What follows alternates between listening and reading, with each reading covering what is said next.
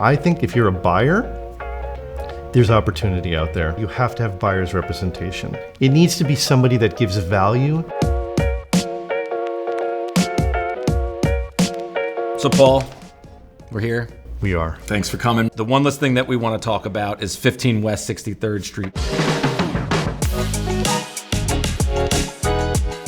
Talk us through, what was your sort of secret sauce of getting that place sold? Obviously, one of the main things was working with you guys. There's a specific thing that the owner wanted. She basically said, I want them to do a video where they're walking down the path into Central Park. We asked you guys, and what you're really trying to do is make them feel that they understand the neighborhood and bring them into the apartment. What attracts a buyer to 15 West 63rd Street?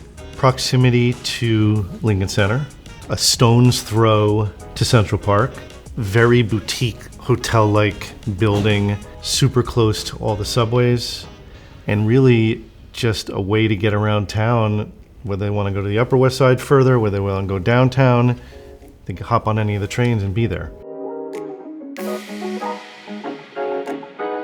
Congratulations on that sale. Thank you. Let's talk about one of your newest listings that's on West 72nd Street. Mm-hmm. Tell us about that one. So the Alcott is one of my favorite buildings on the Upper West Side.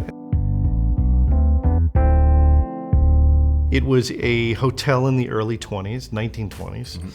Then it converted into a rental building, and then it converted into condos.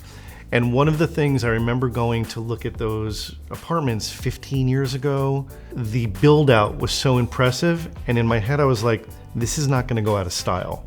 And if you look at different buildings, stuff goes out of style. Like, I love 25 Central Park West, but you go into the bathrooms of 25 Central Park West and they have gone out of style a little bit.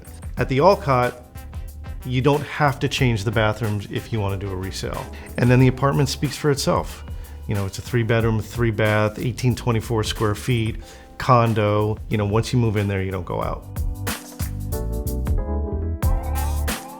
Let's talk about you. Let's talk about Paul Zweben. What was your path into the world of real estate? So I'll give you the elevator pitch.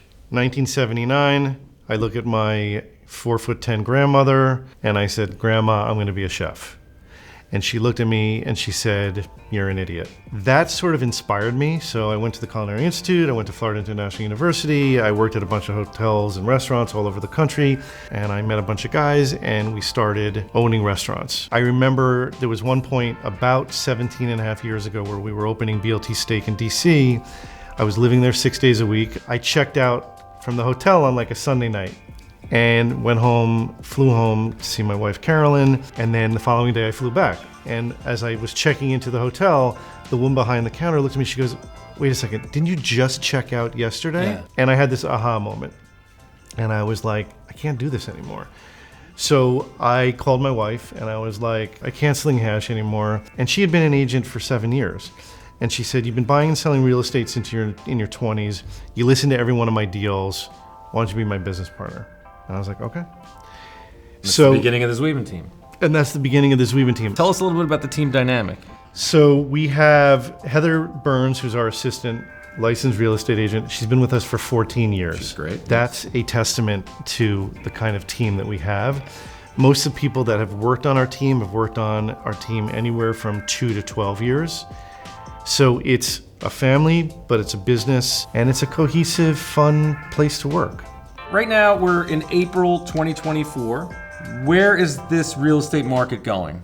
I mean, I would say about Manhattan, look, Brooklyn is a different world. Brooklyn is doing very, very well. I would say in Manhattan right now, there's a bunch of things that are like unknown. I don't think interest rates are going anywhere for the rest of the year. Maybe they'll drop an eighth or a quarter or a half even. There are still 60% of the people that own homes in the United States have mortgage rates under 4%. So unless you are having triplets, getting divorced, getting married, getting a new job and being relocated, why would you sell your house? So that's causing a bottleneck. But I think if you're a buyer, there's opportunity out there. So as long as you have an agent representing you as a buyer's agent, who gives incredible value, you're going to get good deals. If you're a buyer, you have to have buyer's representation. And your buyer's agent, I don't want it to be your nephew's friend's brother. Right. It needs to be somebody that gives value, that has relationships with other agents, and it's going to help you get a better deal on that property. I hear that. What about congestion pricing? Do you think that's going to have any impact on real estate? It's going to affect your fish that you have in a restaurant in Midtown. There is no question in my mind. The only thing I'm excited about is if they make $4 billion in revenue, they're saying it's going to go to the subways, which will help, get the subways better, but it's going to affect it. What advice would you give somebody getting into the industry today? So the first thing I think that's really important is to have cash in the bank. Right. Yeah. Because you can work 6 to 8 months and not make a penny. Right. Secondly, and I'm a huge proponent on this, is have a morning routine. Right.